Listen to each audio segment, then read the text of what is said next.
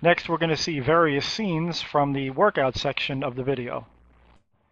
Okay, here in this section, we're going to learn some really good physical exercises to strengthen the muscles, tendons, and ligaments of the body without draining all the chi that we just work so hard to build up through the 8 pieces of brocade and the meditation.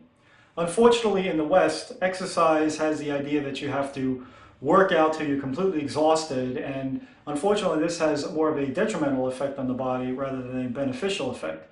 We don't want to drain the chi, we want to continue to build it up and preserve that which we already have. So we have to work out in a rather specific manner, not overdoing it and not underdoing it. We have to have a balance of yin and yang in the body so that we continue to move forward in our Qigong training and in our health rather than backwards, which unfortunately very heavy exercising, such as weightlifting or very heavy long duration aerobics can sometimes do. So we're going to use exercises that just use our natural body weight, the weight of our limbs, as well as some light weight training done in a very specific manner to take our chi to a higher level.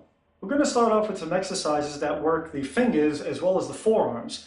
In the body, there are many organ meridians for each of the systems that end in the fingertips. So by working the fingertips and strengthening the fingertips and the forearms, chi is generated in those areas, and then the chi flows back down through those particular vessels and meridians, strengthening the organ system. And this is one of the simple methods that we can improve our health and increase our immunity at the same time. Okay, down here on the floor, and we're going to do 3 different types of push-ups. The first one is going to be in a 2 shoulder width position, which is just as it describes. The hands are about the diameter of 2 shoulders width in distance, and that's going to work the biceps and the outer chest. The next one is going to be with the palms directly under the shoulders, and that evenly works the bicep, tricep, and about the middle part of the chest.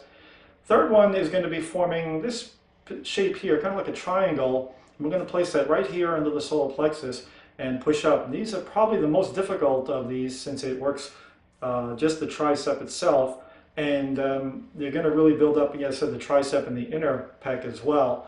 So these, you may have trouble doing some of these depending on your level of strength. I like to kind of go outside in. You can go in different order, mix it up as you like. Okay, so here we are, and we're going to get into the 2 shoulder width position here. You can see, keep the body straight, up on the toes, classic push-up position. Now down to the left, all right, and we're going to breathe out as we go up. And we're going to do 5 of each. 1, 2, down. 2, down. 3, down. 4, down. 5, down. We're going to hold. All right. So you notice we do the holding at the end of the set, and that's to build up more tendon strength and more chi as well. Okay, we're down here on the floor, and we're going to start off with the basic ab crunch, but we're going to do the crunch a little differently. We're going to do an area where we're just going to move the upper body, and we're not going to really look to lift the entire upper body off the floor. We're going to do sort of a mini crunch, because our goal here is to build up the chi and not to drain it. So we want to build up the muscle, yes, and also look good, but we want to more importantly also maintain that chi buildup. So you can either put one hand behind the head and put one on the frontal abs.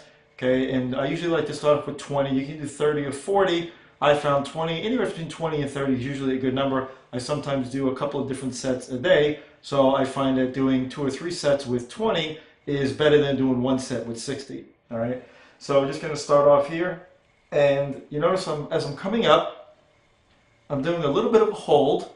All right, doing a couple of half-second hold, and to build up the chi and build up a little bit of the tendons. There are 2 large tendons that go on either side of the abs, and the holding builds up some chi, just like with the rest of the working out. Anytime you're holding, it will build up chi.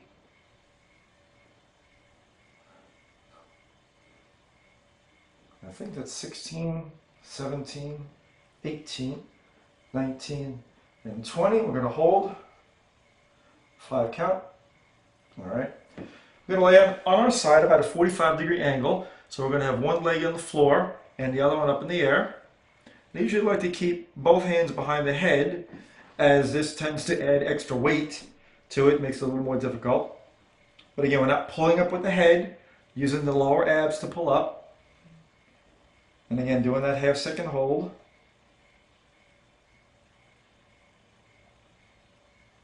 10, 11, 12. You can also keep one hand on the abs if you want, whichever way.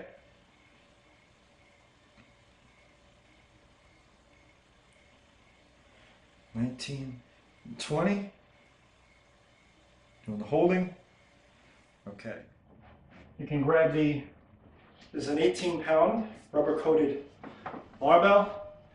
You can use this and practice your holding for several minutes.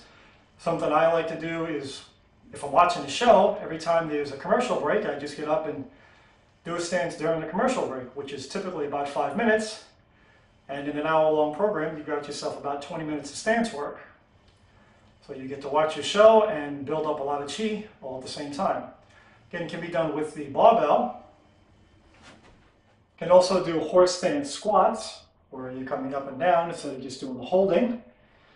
You could do 10 of these and then go into a holding, or do several minutes of stance work and then do 10 movements. You can mix and match however you like, depending on your workout. If you want to do the same thing in the one shoulder width position or the feet together position, whatever it happens to be.